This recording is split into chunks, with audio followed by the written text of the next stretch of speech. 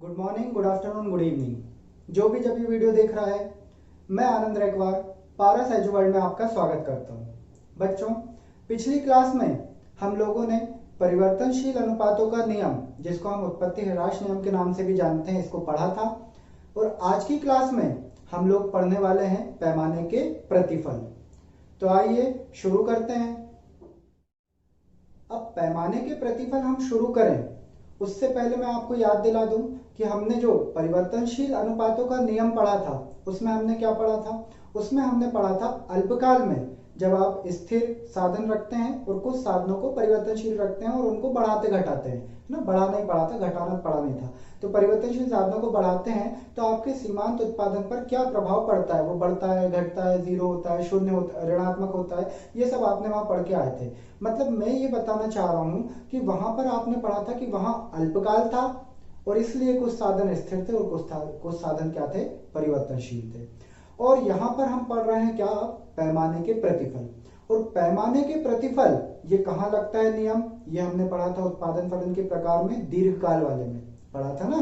तो मैंने आपको पहले बताया था कि उत्पादन फलन के प्रकार ही हमारी आने वाली 2 क्लास के बेस बनेंगे। तो कल की क्लास भी हमारी उत्पादन फलन का जो अल्पकालीन उत्पादन फलन था उस पर बेस्ड थी, और आज की क्लास जो है हमारी पैमाने के प्रतिफल, वो किस पर बेस्ड है? दीर्घकालीन उत्पादन फलन पर बेस्ड है। तो फटाफट से पन्ने पलटा के उसको देख लेना भाई, तभी आपको समझ आएगा, नहीं तो फिर वो भूल जाओ आप। देखो, तो यहां पर मैं आपको ये बोलना चाह रहा हूं कि ये जो हम पैमाने के प्रतिफल पढ़ने वाले हैं, पहली बात तो ये दीर्घकाल में लागू होगा। और दीर्घकाल मतलब ऐसी अवधि जिसमें हम उत्पादन के सभी साधन, स्थिर हो, परिवर्तनशील हो, कोई भी हो, जितने भी साधन है सभी में चेंज कर सकते हैं। मतलब सभी को हम परिवर्तनशील बना देंगे। भाई परिवर्तनशील तो परिवर्तनशील थे ही, स्थिर को भी हम क्या बना देंगे? परिवर्तनशील बना देंगे। मतलब अल्पकाल में हम बात करें तो हम स्थिर को तो टच भी नहीं कर सकते थे, केवल परिवर्तनशील को टच कर सकते थे। इसीलिए हमने जो परिवर्तनशील अनुपातों का नियम पढ़ा था उसमें हमने पूंजी को टच भी नहीं किया। एक बार जो 1 लाख रुपए पूंजी रख ली, उसको एज इट इज रखा था, उसको चेंज नहीं किया था। बस जो परिवर्तनशील साधन थे, जो कि श्रमिक थे, उनको हम बढ़ा रहे थे, है ना, क्योंकि वो परिवर्तनशील थे तो उसको हम चेंज कर रहे थे। ऐसा क्यों? क्योंकि वहां हम अल्पकाल में थे। लेकिन अब हम दीर्घकाल में आ गए हैं और दीर्घकाल में हम पूंजी हो चाहे श्रमिक हो, सभी को परिवर्तनशील बना देंगे। मतलब सभी को कम ज्यादा कर सकते हैं। हाँ, ये बात अलग है कि हम ज्यादातर अधिक ही करते हैं, पर हमको क्या बताना है कि हम परिवर्तनशील कर सकते हैं, मतलब हम इसमें कमी वृद्धि कर सकते हैं। तो अब मैं पैमाने के प्रतिफल का मीनिंग बता रहा हूं। उससे पहले मैं वापस आपको फिर से परिवर्तनशील अनुपातों के बारे में बताऊंगा। क्यों? क्योंकि उसी से मैं लिंक करा दूंगा आपको। ये क्या? पैमाने के प्रतिफल। परिवर्तनशील अनुपातों में जो अनुपातों का नियम है उसमें आपने पढ़ा था कि अल्पकाल में जब आप कुछ उत्पादन के कुछ साधनों को स्थिर रखते हैं और कुछ साधनों को परिवर्तनशील रखते हैं, तो आपके सीमांत उत्पादन पर क्या फर्क पड़ता है?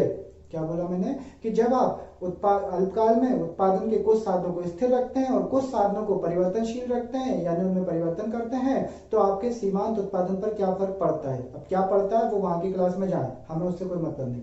यहां मैं बता रहा हूं कि पैमाने के प्रतिफल आपसे बोलेगा कि यहां पर दीर्घकाल में हम उत्पादन के अगर सभी साधनों में परिवर्तन कर दें, स्थिर हो, परिवर्तनशील हो, सब मिला दो, एक बना दो, और अगर सब में परिवर्तन कर दें, तो हमारे जो कुल उत्पादन है उस पर क्या फर्क पड़ेगा? ध्यान रहे मैं क्या बोल रहा हूं। जो कुल उत्पादन है उस पर क्या फर्क पड़ेगा? जो हमने परिवर्तनशील अनुपातों का नियम पढ़ा था वहां में क्या बोल रहा था? सीमांत उत्पादन पर क्या फर्क पड़ेगा। और यहां मैं क्या बोल रहा हूं पैमाने के प्रतिफल में कि कुल उत्पादन पर क्या फर्क पड़ेगा।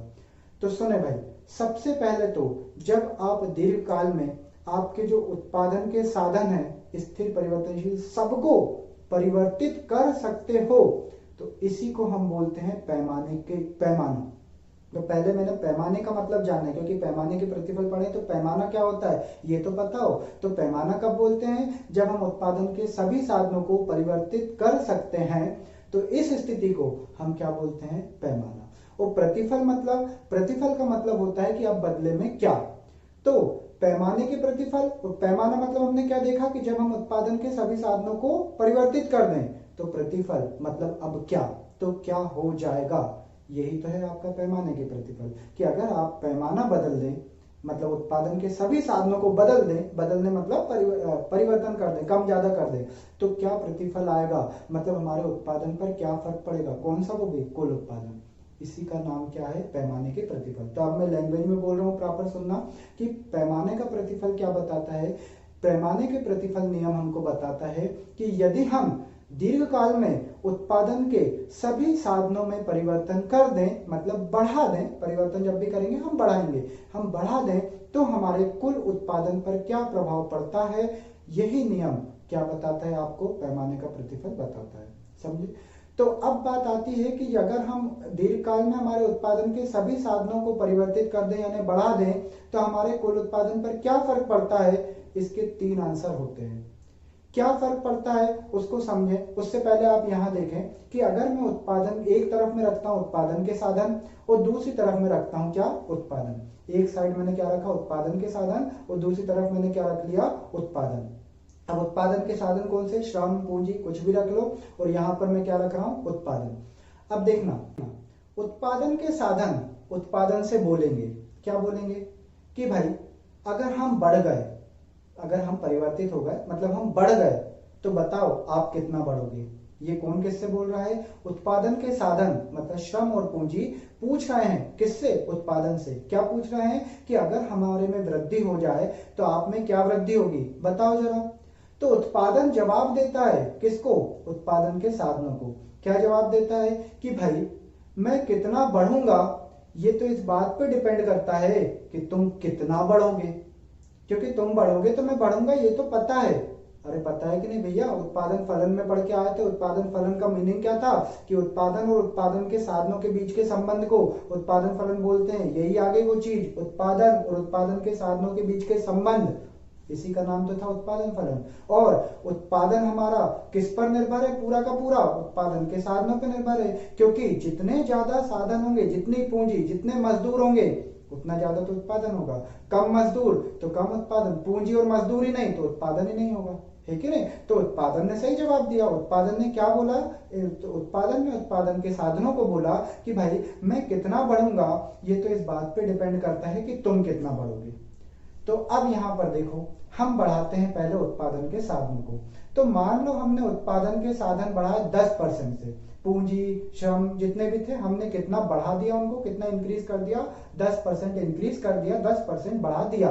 तब उत्पादन के साधन बढ़े तो कुल उत्पादन तो बढ़ेगा भैया, क्योंकि उत्पादन किस पर डिपेंड होता है, उत्पादन के साधनों पर। तो अगर आपने उत्पादन के साधन बढ़ाए तो कुल उत्पादन तो बढ़ेगा। अब कुल उत्पादन को जवाब देना पड़ेगा कितना, क्योंकि उत्पत्ति के साधन ने बता दिया कि भैया हम 10% बढ़ेंगे। अब बताओ तुम कितना बढ़ोगे। तो कुल उत्पादन जवाब देता है क्या, देखो, या तो 10% अगर हमारे उत्पत्ति के साधन बढ़े तो हो सकता है हमारा उत्पादन भी 10% ही बढ़ेगा, ये तो पता है। और कितना बढ़ा, 10%। कि अगर आपने 10% उत्पत्ति के साधन बढ़ाए, मतलब पूंजी और पैसा, पूंजी और श्रमिक बढ़ाए, तो आपका उत्पादन भी बढ़ गया। कितने परसेंट से बढ़ा, 10% से। एक कंडीशन तो ये हो सकती है। दूसरी कंडीशन क्या हो सकती है कि हो सकता है आपने 10% आपके उत्पादन के साधन बढ़ाए, लेकिन आपका उत्पादन 12% से बढ़ गया। 10% साधन बढ़े लेकिन उत्पादन में कितनी वृद्धि हो गई, 12% की वृद्धि हो गई, बढ़ गए। तीसरी कंडीशन ये हो सकती है कि आपने उत्पादन के साधन बढ़ाए 10% से, लेकिन उत्पादन आपका कितना बढ़ा, केवल बढ़ा 8%। बढ़ा तो उत्पादन तो बढ़ा, मतलब उत्पादन की मात्रा ज्यादा हुई, लेकिन कितनी ज्यादा हुई, केवल 8% से हुई। तो उत्पादन के साधन बढ़ने पर उत्पादन तो बढ़ रहा है, लेकिन 3 कंडीशन में। हो सकता है जितना उत्पादन के साधन बढ़े उतना ही उत्पादन भी बढ़े, हो सकता है जितना उत्पादन के साधन बढ़े उससे ज्यादा उत्पादन बढ़ जाए, या हो सकता है जितना उत्पादन के साधन बढ़े उससे कम उत्पादन बढ़ जाए। उत्पादन बढ़ेगा पर कितना, वो तो 3 कंडीशन पे हो सकता है। तो अब यही 3 कंडीशन के हम नाम रखेंगे। देखो, अगर आपके जितने उत्पादन के साधन बढ़े उतना ही अगर उत्पादन बढ़ जाए, तो इस स्थिति को बोलते हैं उत्पादन का ये पैमाने के स्थिर प्रतिफल। क्या बोलते हैं इसको, पैमाने के स्थिर प्रतिफल या पैमाने के समान प्रतिफल भी नाम बोलते हैं। अभी मैं लिखवाऊंगा, अभी तो केवल समझो ये कि जितना आपने उत्पादन के साधन बढ़ाए, अगर उतना ही आपका क्या बढ़े, उत्पादन बढ़े, तो इस स्थिति को हम क्या बोलेंगे, इसको हम बोलेंगे पैमाने के, पैमाने बोलना भाई, उत्पादन नहीं बोलना, क्योंकि उत्पादन हम वहां पढ़ के आ गए परिवर्तनशील अनुपात में, तो यहाँ हर बार पैमाना आना चाहिए। तो हम अगर जितना उत्पादन के साधन बढ़े उतना ही अगर हमारा उत्पादन बढ़ता है तो इसको हम बोलते हैं पैमाने के स्थिर प्रतिफल या पैमाने के सामान्य प्रतिफल। अब अगर आपने जितना उत्पादन के साधन बढ़ाए उससे ज्यादा अगर हमारा उत्पादन बढ़ जाता है तो इस स्थिति को हम नाम बोलते हैं उत्पादन के बढ़ते प्रतिफल या उत्पादन के वर्धमान प्रतिफल। वर्धमान यानी बढ़ना, है ना, वर्धमान जो शब्द है उसका मतलब ही होता है बढ़ना, तो हम इसको क्या बोलते हैं, उत्पादन के बढ़ते प्रतिफल। तो ये हमने देखा अगर उत्पादन बढ़ा 10% है और ये 12% हो जाए, मतलब ज्यादा हो गया, साधन बढ़ा, उससे ज्यादा उत्पादन बढ़ जाए, तो इसको हमने क्या बोल दिया, उत्पादन के बढ़ते प्रतिफल। फिर तीसरी कंडीशन, जितना आपने उत्पादन बढ़ाया, उत्पादन के साधन बढ़ाए, उससे कम अगर आपका उत्पादन बढ़ता है तो इस स्थिति को बोलते हैं उत्पादन के घटते प्रतिफल। ऋणात्मक, सॉरी उत्पादन नहीं, पैमाने के घटते प्रतिफल, ठीक है, उत्पादन तो शब्द बोलने नहीं और ऋणात्मक भी नहीं, पैमाने के घटते प्रतिफल। तो 3 स्टेज, जितना बढ़ाया उससे ज्यादा अगर आपका, उतना ही अगर आपका उत्पादन बढ़े तो स्थिर प्रतिफल, पैमाने के स्थिर प्रतिफल। जितना आपने उत्पादन के साधन बढ़ाया उससे ज्यादा अगर आपका उत्पादन बढ़ जाए तो पैमाने के बढ़ते प्रतिफल। जितना आपने उत्पादन के साधन बढ़ाया उससे कम अगर उत्पादन बढ़े तो ये पैमाने के घटते प्रतिफल। और यही 3 तो जवाब थे जो हमको पैमाने के प्रतिफल में पढ़ने थे। पैमाने के प्रतिफल में हमने क्या पढ़ा था, हमने यही तो पढ़ा था कि अगर हम पैमाने के प्रतिफल यानी उत्पादन के सभी साधनों को परिवर्तित कर दें यानी बढ़ा दें, कब, दीर्घकाल में, कि दीर्घकाल में अगर हम उत्पादन के सभी साधनों को बढ़ा दें तो हमारे कुल उत्पादन पर क्या प्रभाव पड़ता है। तो क्या प्रभाव पड़ता है, या तो वो बढ़ता है या फिर वो स्थिर रहता है या फिर वो घट जाता है। यही 3 स्टेज हमको बतानी है। तो अब हम देखो एक एक करके देखेंगे। सबसे पहले हम देखेंगे क्या, पैमाने के बढ़ते प्रतिफल। और पैमाने के बढ़ते प्रतिफल में हम क्या लिखेंगे कि जब हम दीर्घकाल में उत्पत्ति के साधन को बढ़ाते हैं, है ना, उत्पादन के जो साधन है उसको हम बढ़ाते हैं, और यदि हमारा कुल उत्पादन ज्यादा बढ़ जाता है तो इसे हम क्या बोलते हैं, इसे हम बोलते हैं पैमाने के बढ़ते प्रतिफल। तो इसको हमको लैंग्वेज में अच्छे से बोलना पड़ेगा।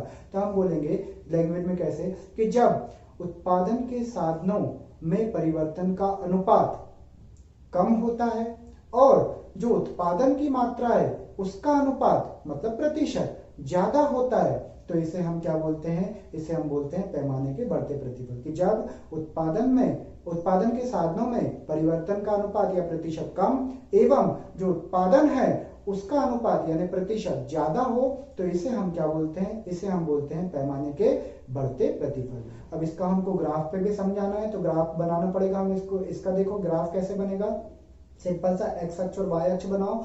एक्स अक्ष पे आपको रखना है उत्पादन के साधन, है ना, और वाई अक्ष पे आपको रखना है कुल उत्पादन, ठीक। और आपको एक लाइन बनानी है और वो लाइन ऐसी बनाएंगे जो कि किस तरफ जाती दिखेगी, जो जाती दिखेगी हमको वाई अक्ष की तरफ झुकती दिखेगी, वाई अक्ष की तरफ जाती दिखेगी, वाई अक्ष की तरफ यानी कुल उत्पादन की तरफ। ये हमको क्या बता रहा है कि अगर लाइन देखो वाई अक्ष की तरफ पे जा रही है और वाई अक्ष मतलब क्या है, उत्पादन, तो ये लाइन वाई अक्ष की तरफ यानी उत्पादन की तरफ जा रही है, तो इससे हमें ये पता चलता है कि भैया उत्पादन ज्यादा हुआ और उत्पादन के जो साधन है उनमें परिवर्तन कम हुआ, ठीक है। ग्राफ आपको याद रखना है कि आपका वाई अक्ष की तरफ लाइन जानी चाहिए। दूसरा हम बात करेंगे पैमाने के स्थिर प्रतिफल या पैमाने के समान प्रतिफल। इसमें हम बोलेंगे कि जब उत्पादन के साधनों में परिवर्तन का अनुपात एवं जो उत्पादन है उसमें परिवर्तन या वृद्धि क्या होती है, बराबर होती है, तब हम इसे क्या बोलते हैं, पैमाने के स्थिर प्रतिफल या पैमाने के समान प्रतिफल बोलते हैं। क्या बोला मैंने, जब उत्पादन के साधन में परिवर्तन का अनुपात एवं उत्पादन में परिवर्तन का अनुपात दोनों क्या हो जाए, आपस में बराबर हो जाए, तो ये स्थिति क्या कहलाती है, ये स्थिति आपकी कहलाती है पैमाने के स्थिर या पैमाने के क्या, समान प्रतिफल। अब इसके ग्राफ की बात करें तो इसका ग्राफ कैसे बनेगा, इसमें भी हम एक्स अक्ष और वाई अक्ष बनाएंगे। एक्स अक्ष पर हम क्या रखेंगे, उत्पादन के साधन, वाई अक्ष पर हम रखेंगे उत्पादन की मात्रा, और लाइन जो है हमारी वो एकदम बीच में से सीधी खींचेंगे। एकदम बीच में से, मतलब एक्स अक्ष और वाई अक्ष दोनों से उसकी बीच की दूरी एकदम बराबर होनी चाहिए। क्या बोला मैंने कि जो आप लाइन खींचोगे वो एक्स अक्ष और वाई अक्ष दोनों के एकदम बीच में से होती जानी चाहिए। मतलब ना तो वो एक्स अक्ष के पास दिखेगी, ना ही वो वाई अक्ष के पास दिखेगी, दोनों के एकदम बीचों बीच से दिखेगी, जिससे हमें ये पता चलेगा कि जितना उत्पादन के साधन में परिवर्तन हुआ है उतना ही किस में परिवर्तन हुआ है, उत्पादन में परिवर्तन हुआ है। तीसरे नंबर पे हम आते हैं पैमाने के घटते प्रतिफल। अब पैमाने के घटते प्रतिफल में हम क्या बोलेंगे कि जब उत्पादन के साधनों में परिवर्तन का अनुपात ज्यादा हो एवं जो उत्पादन है उसमें परिवर्तन का अनुपात यानी प्रतिशत कम हो, तो ऐसी अवस्था को, ऐसी स्थिति को हम क्या बोलते हैं, इसे हम बोलते हैं पैमाने के घटते प्रतिफल।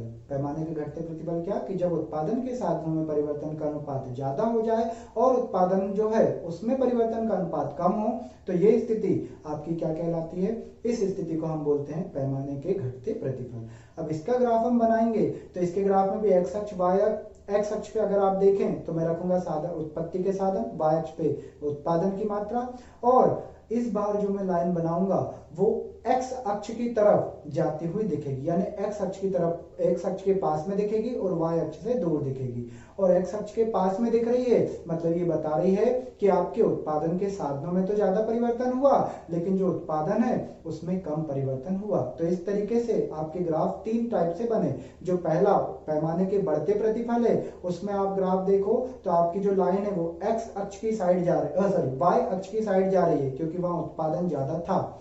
दूसरे नंबर पे हम बात करें जिसमें हमने ग्राफ बनाया तो लाइन को जो है एकदम बीच में रखा क्योंकि यहाँ पर उत्पादन और उत्पादन के साधन दोनों में परिवर्तन बराबर था, तो लाइन एकदम बीच में कर दी। और तीसरी कंडीशन में उत्पादन के साधन में परिवर्तन ज्यादा है और उत्पादन जो है उसमें परिवर्तन कम है, इसलिए जहां साइड ज्यादा होती है लाइन उस तरफ झुक जाती है। और यहाँ परिवर्तन, उत्पादन के साधन ज्यादा है इसलिए मैंने उत्पादन के साधन मतलब एक्स अक्ष साइड लाइन को क्या करके रखा है, पास में करके रखा है। तो ये जो हमारा ग्राफ है उसकी लाइन कैसे बनेगी वो तो डिपेंड करता है कि कंडीशन क्या है। अगर कंडीशन दोनों बराबर है, उत्पादन के साधन और उत्पादन दोनों बराबर, लाइन एकदम बीच में डालो। अगर उत्पादन ज्यादा है साधन कम तो y अक्ष की तरफ मोड़ दो, मतलब जहां उत्पादन लिखते हो आप y अक्ष साइड लिखते हो वहां तरफ जाने दो। और अगर आपके साधन ज्यादा और उत्पादन कम तो साधन होते हैं x अक्ष पे, तो आप x अक्ष साइड उस लाइन को पास में लेके जाओ।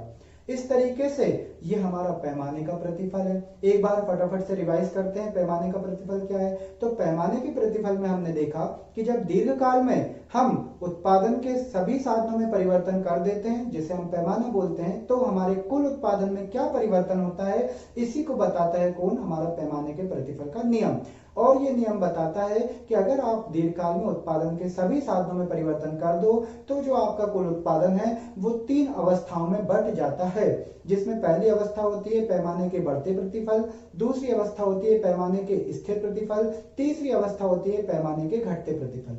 पैमाने के बढ़ते प्रतिफल में हम बताएंगे कि जब आप उत्पादन के साधनों में जितना परिवर्तन करते हो वो कम है और उत्पादन में परिवर्तन आपका ज्यादा हो जाए तो इसे पैमाने के बढ़ते प्रतिफल बोलते हैं। दूसरा हमने देखा पैमाने के स्थिर प्रतिफल जिसमें उत्पादन के साधनों में परिवर्तन का अनुपात एवं उत्पादन में परिवर्तन का अनुपात दोनों बराबर होता है तो इसे हम स्थिर प्रतिफल बोलते हैं। और तीसरा, जब उत्पादन के साधनों में परिवर्तन का अनुपात ज्यादा और उत्पादन में परिवर्तन का अनुपात कम हो तो इसे हम घटते पैमाने के प्रतिफल बोलते हैं।